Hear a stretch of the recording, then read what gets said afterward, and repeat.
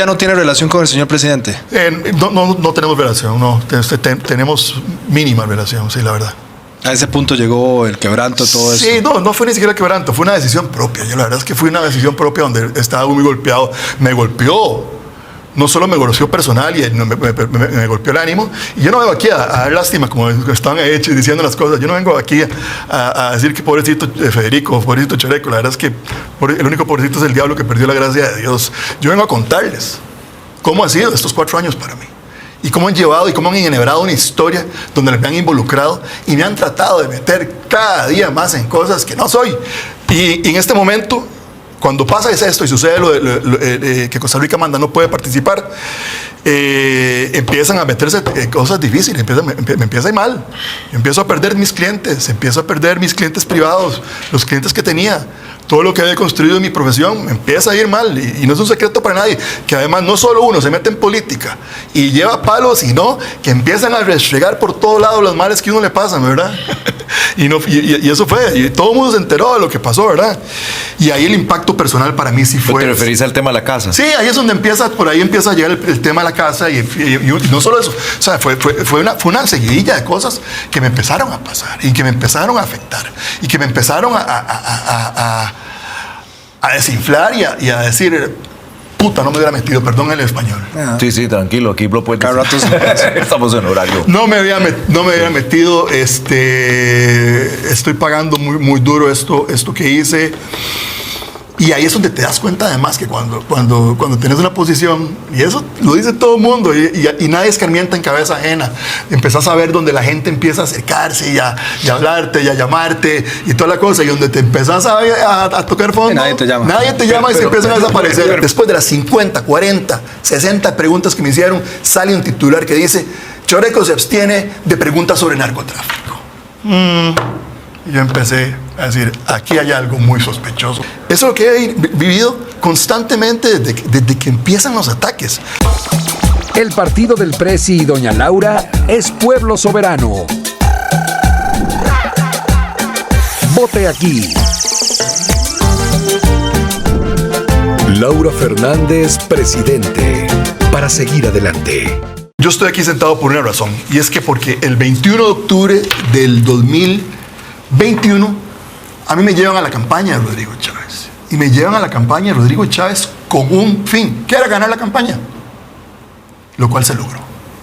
Le duela a quien le duela. Y le ha dolido a mucha gente, porque definitivamente han sido 4 años donde esto ha sido una bomba de tiempo en crear una historia tan absurda, contraria a lo que ha sido este gobierno, que ahí es donde yo empiezo a meterme, me empiezo a ver involucrado fuertemente con este tipo de ataques.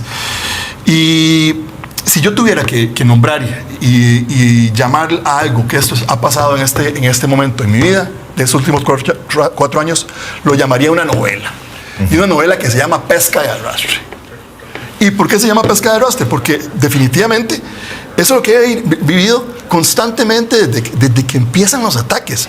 Los primeros ataques en el primer año de gobierno, donde yo gracias por haber logrado este tipo por haber logrado lo que se logró con un equipo maravilloso, porque no fui solo yo. A mí se me visibilizó mucho, pero yo no fui solo parte del equipo ganador. Hubo mucha gente que estuvo involucrada en ese. Yo estoy de acuerdo ahí, don Federico, y perdón que lo interrumpa, pero cuando uno ve el contexto y lo pone todo en un panorama, muy pocos costarricenses tienen la capacidad de acceso a las figuras claves en diferentes organizaciones e instituciones que usted tuvo. Para un costarricense normal, y tal vez quiero dar un panorama, no es normal agarrar el teléfono y llamar a la presidenta del INSS, como usted lo acaba de decir. Sí. Tampoco es normal agarrar el teléfono y llamar al director del BCIE para algo. Cuando uno ve eso, uno dice, pucha, usted le fue asignado un rango de poder para poder tener esas cercanías. Y ahí es donde creo que se debe explicar bien y como población entender, porque hoy ningún tico que está en casa, es más, tiene los números. Jorge, no ha sido ninguna cosa que se me asignó, ninguna cuota de poder. Una cosa que sencillamente construí y construí una carrera de 20 años.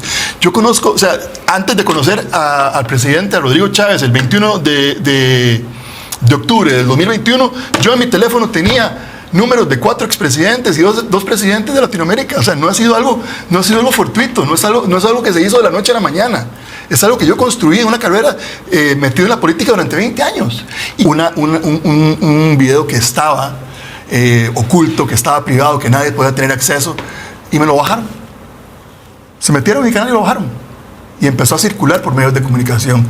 Y empezó a circular por medios noticiosos, donde empezaron a criticar y a empezar a dar señales y a dar a entender que yo había hecho algo muy malo, que había hablado, que la estrategia había sido hablarle a los costas y que había ido a Nimón a decir esto, y que había ido al norte del país a decir esto, donde era una estrategia de comunicación y le estaba comunicando y le estaba compartiendo con un grupo de gente que quería oír qué era lo que había pasado. Y lo hice.